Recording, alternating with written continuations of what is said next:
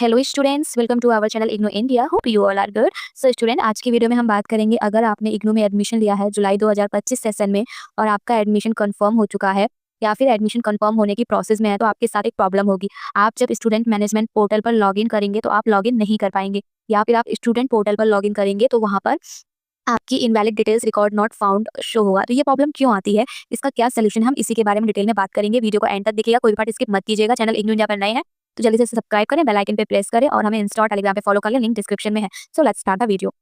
तो स्टूडेंट्स, अगर आपने जुलाई 2025 में एडमिशन लिया है तो आपका एडमिशन कंफर्म हो चुका है अगर, तो आप इस एडमिशन पोर्टल पर आकर अगर लॉगिन करते हैं तो आप इस पोर्टल को अब भूल जाइए। यहाँ से अब आपका कोई काम नहीं है। जब आपका एडमिशन कंफर्म हो जाता है तो अब आपको इस पोर्टल की कोई भी ज़रूरत नहीं है, ठीक है। एडमिशन कंफर्म होने के बाद आपको एनरोलमेंट नंबर दिया जाता है और एनरोलमेंट नंबर मिलने के बाद बहुत से स्टूडेंट स्टूडेंट मैनेजमेंट पोर्टल पे लॉगिन करने आते हैं, तो जो आपका अकाउंट है वो लॉगिन नहीं हो पाता है, कुछ इस तरह का शो होता है। तो ऐसा क्यों शो होता है, ऐसा क्यों शो हो रहा है?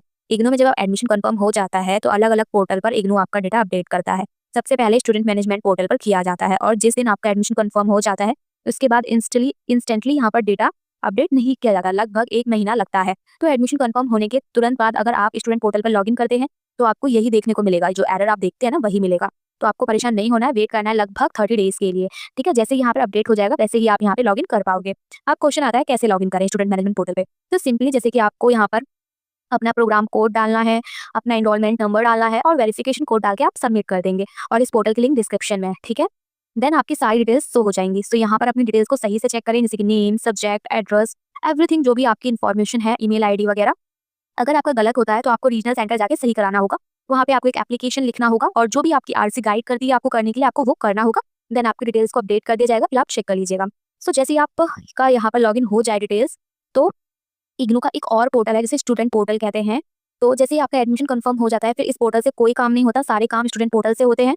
तो जब आप स्टूडेंट पोर्टल पे आएंगे वो कुछ इस प्रकार का है। यहाँ पर आपको यूजर नेम वगैरह दिखता है, तो आपको इस पर कुछ नहीं करना, आपको न्यू रजिस्ट्रेशन पर क्लिक करना है। और क्लिक करने के बाद इग्नू में खुद को रजिस्टर्ड करना होता है। कुछ सिंपल स्टेप्स फॉलो करके आप अपना अकाउंट क्रिएट कर लेंगे। लेकिन स्टार्टिंग में जब आप आएंगे तो आपकी invalid details record not found आएगा, उसका भी सेम रीजन है। इस पोर्टल पर भी इग्नू डिटेल्स अपडेट नहीं की है, 1 महीना लगेगा यहाँ पर भी अपडेट करने में। So just wait for 1 month, ठीक है।